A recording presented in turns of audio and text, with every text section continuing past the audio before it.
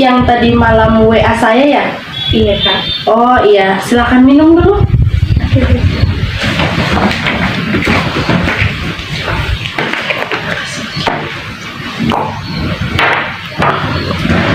Kalau boleh tahu atas nama siapa ya? Nama saya Diba Saputri. Biasanya dipanggil Diba. Oh biasa dipanggil Diba. Diba kuliah atau masih sekolah? Kuliah semester berapa sekarang? Semester 2. Semester 2 ya. Fakultas? Ekonomi dan bisnis. Oh ekonomi dan bisnis itu bagus ya. Ada Diba tadi sebelum kesini ada dari mana ini? Dari rumah. Oh dari rumah. Ya. Kalau boleh tahu ada Diba berapa bersaudara? 3. 3 orang ya. Berarti Diba anak keberapa? Nah terakhir. Anak terakhir. Berarti kakak yang pertama dengan yang kedua perempuan, laki-laki? Laki-laki semua. Sudah menikah? Satu sudah, yang satunya masih kuliah. Satunya masih kuliah juga. Semester berapa? Semester 6. Semester 6 ya. Berarti beda beberapa tahun ya. Iya. Kalau boleh tahu ada Diba keperluan apa mau ini? Tadi malam kan kita sudah saling ini kan di WA, cuman saya belum tahu permasalahannya apa yang mau diceritakan gitu. Kalau boleh tahu ada Diba mau ceritakan tentang permasalahan apa? Tentang keluarga. Tentang keluarga ya. Nah, sebaik sebelum kita masuk ke sesi konselingnya, di sini saya akan membicarakan tentang kontrak terlebih dahulu. Sebelum kita melakukan konseling ya, di sini dalam kontrak perjanjian kita, saya akan memberikan Ade Diba waktu 45 menit melakukan sesi konseling terhadap saya. Terus juga dalam melakukan sesi konseling ini saya menggunakan 4 asas. Asas yang pertama itu ada asas keterbukaan. Jadi Ade Diba dalam melakukan sesi konseling terhadap saya, Ade Diba harus terbuka tentang permasalahan apa saja yang mau diceritakan. Terus juga asas yang pertama itu keterbukaan, yang kedua kerahasiaan. Jadi setiap permasalahan yang Ade Diba ceritakan kepada saya itu tidak akan saya beberkan ke tempat lain. Maksudnya itu hanya kita berdua yang tahu. Terus yang ketiga itu ada kesukarelaan. Nah kesukarelaan ini Ade Diba dari rumah tadi kan, dari rumah datang ke sini tanpa ada paksaan dari siapapun. Jadi kayak begitu. Terus yang terakhir yang keempat itu ada kenormatifan. Nah di dalam proses konseling ini tidak boleh bertentangan terhadap norma-norma yang ada, misalnya norma agama, norma hukum, adat, kebiasaan dan yang lain-lain ya. Terus juga waktunya tadi 45 menit. Saya sudah buat kontraknya di sini. Ade Diba boleh tanda tangan.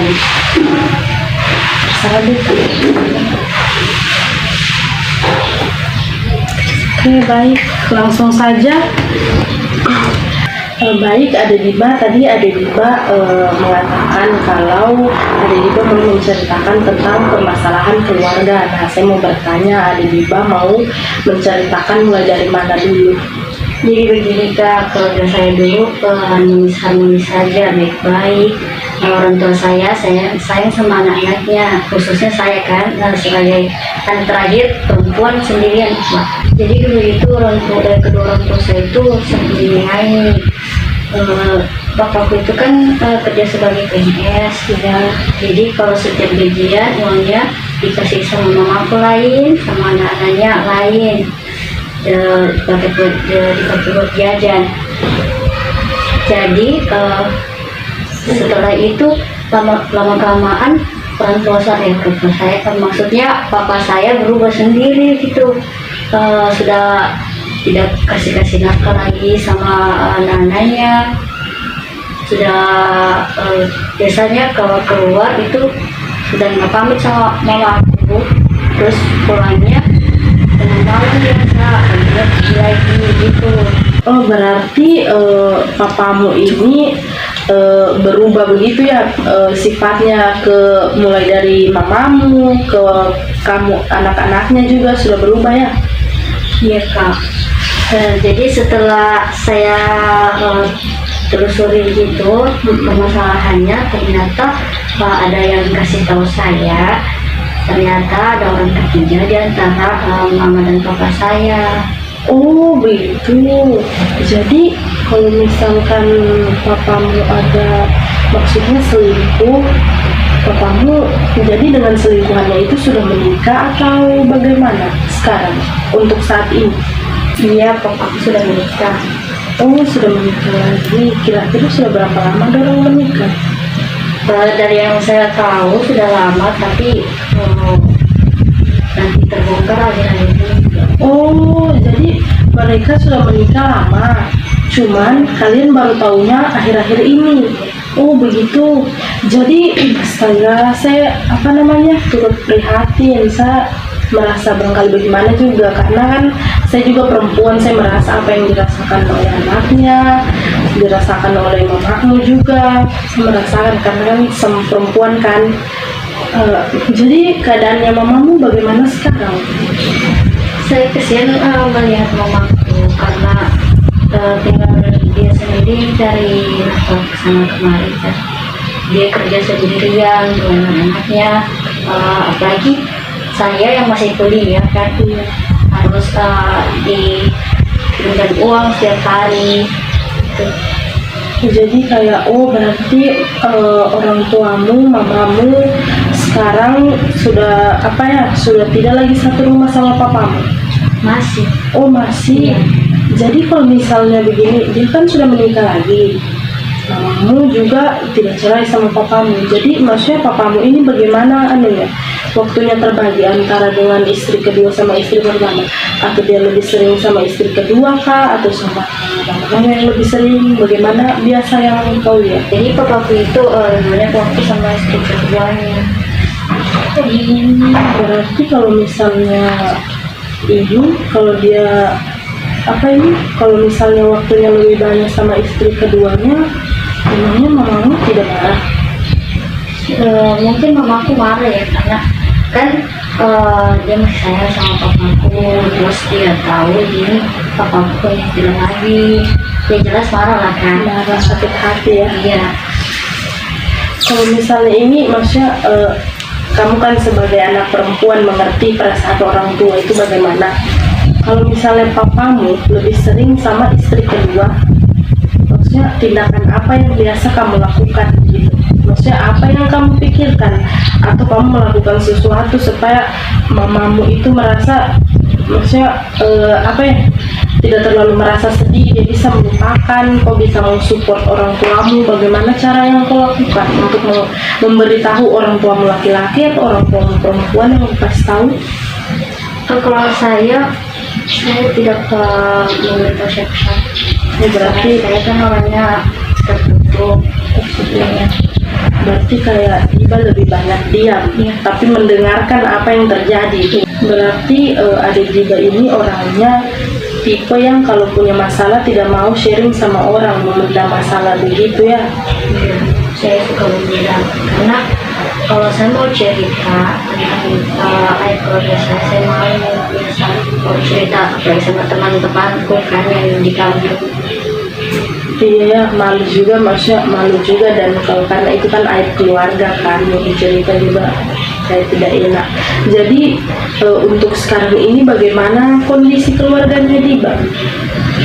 Jadi papaku itu kalau pulang biasanya hanya pulang untuk bertengkar sama mama. Jadi kalau mereka berdua bertengkar, saya biasa dalam kamar main HP. Biasanya kan saya pakai headset supaya saya tidak stres mendengar mereka berdua bertengkar. Terus biasa juga saya langsung ke rumahnya temanku yang di sebelah. Jadi ada Diba kalau misalnya mendengar antara ibu sama ayahnya Diba bertengkar, itu Diba hanya banyak diam dalam kamar main handphone, bisa juga keluar untuk menenangkan pikiran. Jadi kalau misalnya itu kan maksudnya meskipun ada Diba keluar atau Pak main handphone tidak mempedulikan itu, tapi ada Diba kan bisa mengerti antara pertengkarannya orang tua kan. Jadi di situ ada Diba maksudnya pasti ada perasaan yang timbul. Nah, Diba biasa merasa bagaimana kalau melihat orang tua berkelahi begitu? Saya biasa stres,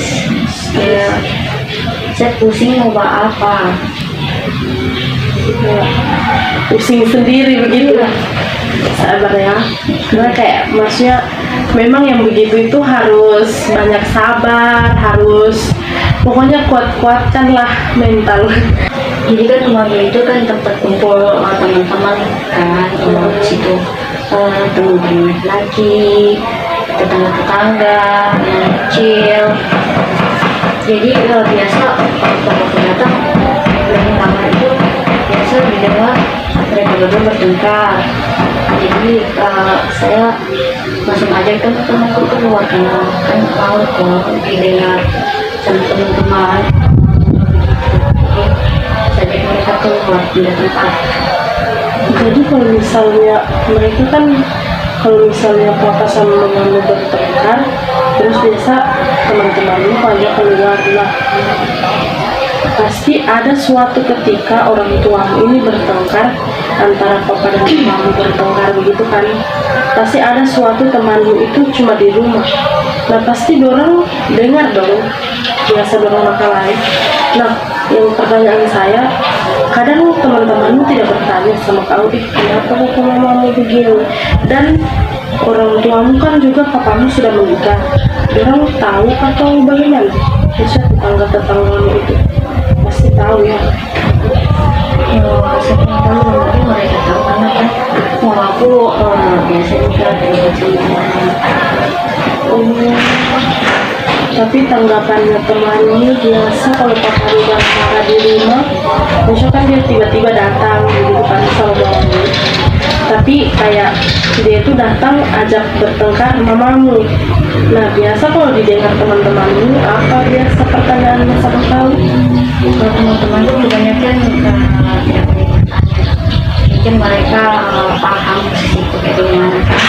Beruntung juga punya teman-teman kayak teman-teman ini. Tapi kalau misalnya ini orang kan tidak tanya, tapi bisa siapa tahu ada motivasi atau apa begitu, pernah tidak? Oh ya pernah. Pernah juga waktu itu bicara dengan temanku mereka saya dia keluarkan unek-uneknya, tapi tidak semuanya kan. Dia kasih dulu motivasi saya, jadi saya jadi lebih tenang. Kan ada juga temanku kan yang tapi dalam posisinya beda. Posisinya gitu. Kalau berarti maksudnya kau ini apa ini maksudnya saling sharing sama temanmu yang merasakan hal yang sama, cuman mungkin permasalahannya berbeda begitu. Jadi tanggapannya temanmu dia mensupport kau begitu, harus lebih sabar lagi begitu ya. Jadi kan tadi saya bilang temanku kan akan support saya merasa biar mereka support saya tetap merasa stres sendiri gitu. Bahkan pernah waktu itu saya pengen ya mungkin gitu karena saya mau keluar dari masalah ini. Saya pikir kenapa harus saya, karena ada banyak orang lain atau saya gitu. Berarti ada juga apa ini maksudnya dalam permasalahan ini pernah terlintas di pikiran mau melakukan bunuh diri. Tapi apa yang membuat Diba tidak mau melakukan itu? Ya saya pikir melakukan karena kan kalau bunuh itu bukan jangan keluar dari masalah itu kan. Jadi saya pikir juga kadang aku pengen kalau saya bunuh diri bagaimana sudah perasaannya mau aku jadi ya saya tahan saja, Tahan dalam situasi ini. Jadi dari permasalahan ini kedepannya apa yang ada Diba ingin lakukan? saya masih bingung mau melakukan apa. Kalau masih bingung, menurut saya pribadi ya, saya kan perempuan, saya merasakan apa yang kamu rasakan dan orang tua kamu. Kalau menurut saya adik Diba itu banyak bersabar.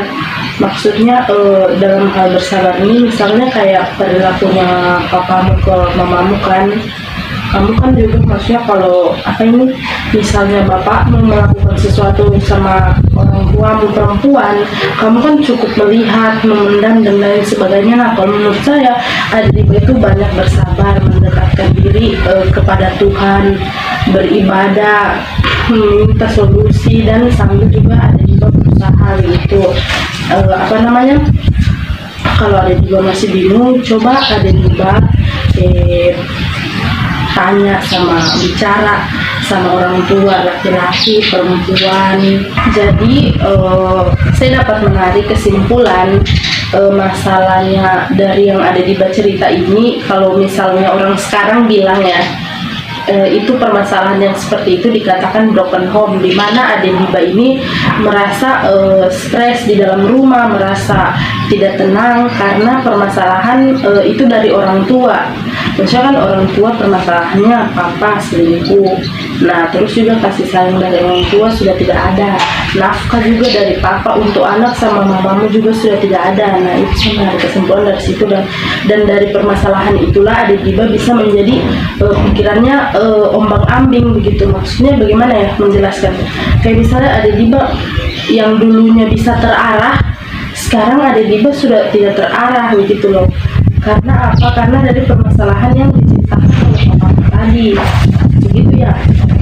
Nah kalau apa ini saran dari saya, tapi keputusan itu semua tergantung dari Diba sendiri. Saya hanya memberikan saran. Kalau saran dari saya itu yang pertama komunikasi. Kenapa saya bilang komunikasi?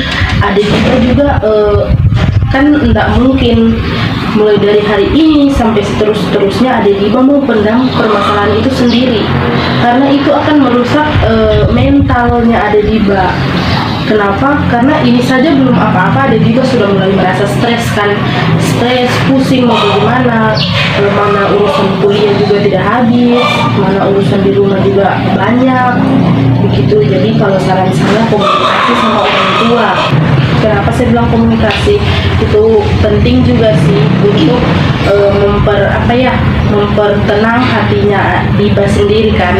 Maksudnya gimana komunikasi itu terhadap bapak sama ibu sama kakakmu juga bisa. Nah begini, maksudnya contohnya ya, dimana suatu ketika kau lihat papamu pulang ke rumah dia duduk tenang, kau ajak dia ngobrol. Nah, kan tadi permasalahannya Diba bilang kalau si bapak sudah tidak memberikan nafkah sama mamamu sama kalian juga anak-anaknya. Nah, kau ngobrol di situ bilang kamu, Pak, kenapa papa sudah tidak kasih ini nafkah? Jangankan sama mama, sama anakmu pun tidak. Tanya begitu. Kalau misalnya suasana hatinya lagi senang, dia duduk lagi baik-baik. Terus juga kalau sama orang tuamu, kok bisa ngobrol sama mamamu, orang tua perempuan kan, ngobrol bilang, Mak, semuanya sudah terjadi, sudah tidak bisa lagi diulang. Maksudnya kita sebagai manusia memaafkan, maksudnya kau mensupport begitu, dan komunikasi dengan cara mensupport. Kau mensupport orang tuamu bilang kalau ini semua sudah tidak bisa lagi diulang. Kau kasih tahu baik-baik, kau kasih tahu pelan-pelan dia supaya dia bisa menerima keadaan ini. Karena kan kau bisa lihat sendiri orang tuamu kalau dengan suasana sekarang beda sekali pasti dengan dulu ya. Kalau dulu mungkin dia bahagia, sekarang pasti ada yang kurang karena yang itu. Kau juga komunikasi dengan kakak-kakakmu, cerita, bilang kalau dalam situasi ini dorang bagaimana pendapatnya dorang mau sharing atau bagaimana. Dorang kan juga yang lebih tertua laki-laki kan, lebih bagusnya kalau dorang bicara sama papamu gitu. Jadi maksudnya jangan hanya berdiam diri dalam rumah, dan perbanyak juga komunikasi sama orang tua. Meskipun perasaanmu itu jengkel, kau punya rasa jengkel sama papamu, kau punya saya suka sama dia begini, itu tidak boleh karena dia juga tetap orang tuamu kan. Jadi harus tetap komunikasi sama dia, bicarakan dengan baik-baik. Terus yang lainnya selain komunikasi juga kau bisa pertanyaanku satu, kau sudah pernah tidak ketemu sama ibu tirimu? Belum sama sekali. Kau boleh bicara sama ibu tirimu, karena kan kau bilang papamu ini waktunya sudah tidak terbagi bagus, maksudnya terbagi rata begitu, dan dengan mamamu, dengan ibu tirimu itu. Nah aku bisa bicara sama ibu tirimu ini, bilang kalau mamamu juga butuh papamu gitu, maksudnya jangan terlalu serahkan dia begitu, dan kalau misalnya kamu berani, kalau misalnya tidak boleh, tidak usah, yang penting kamu komunikasi saja sama orang tua. Terus juga bilang sama orang tua perasaanmu bagaimana kalau lihat orang berkelahi begitu, dan jadi biar bisa lebih tenang. Intinya kalau dari saya, kamu banyak sabar, mendekatkan diri sama Tuhan juga harus, biar kamu bisa lega beribadah ya. Jadi Diba, tadi kan saya sudah kasih opsi, maksudnya kamu mau bagaimana dulu komunikasi dengan orang tuamu perempuan, atau sama yang laki-laki terlebih dahulu, atau sama kakakmu, atau ada rencana lain, atau ada yang sudah pernah kamu lakukan sebelum itu, bagaimana? Mungkin saya akan berunding dulu sama kakak-kakakku supaya kan mereka juga ikut memberitahukan sama orang tua. Iya. Terus lagi. Oh iya, ini pertanyaanku yang terakhir. Sebelum ini kamu datang ke sama saya, kamu sudah pernah tidak bertindak, maksudnya berusaha untuk menenangkan diri, maksudnya mau bicara sama orang tua atau mau bertanya kenapa harus begini, pernah tidak? Belum pernah, berarti sama sekali memang dipendam ya. Baik, Diba, untuk pertanyaan terakhir, apakah masih ada yang sesuatu yang mau diceritakan lagi? Saya rasa sudah cukup saja. Oh ya, untuk konseling ini karena waktunya juga sudah pas 45 menit, konseling kita saya akhiri di sini. Sebelum itu, saya mau menarik ulang dulu kesimpulan. Kalau ada Diba merasa broken home di rumah karena permasalahan dari orang tua yang selingkuh, makanya ada Diba karena perselingkuhannya orang tua, ada Diba merasa kalau ada Diba itu broken home, sudah merasa stres, depresi, bahkan pernah ingin melakukan bunuh diri ya. Dan untuk untuk opsi yang saya berikan, ada Diba sudah mau mencoba dulu yang pertama, tetapi ingin merunding dulu dengan kakak-kakaknya ada Diba yang laki-laki ya. Baik, saya harap ada Diba bisa bersabar, pokoknya banyak-banyak sabar, beribadah sama Tuhan, karena waktunya kita juga sudah 45 menit. Nanti kalau misalnya ada Diba masih ada yang mau diceritakan atau masih mau perlu misalnya ada Diba sudah mencoba yang opsi tadi kan, nah sudah mencoba gagal atau bagaimana, nanti ada Diba boleh datang ke sini ulang dengan waktu yang sama, di tempat yang sama juga, boleh datang ke sini ulang ya. Saya mengucapkan banyak terima kasih kepada Ade Diba karena sudah mempercayakan saya sebagai konselornya Ade Diba.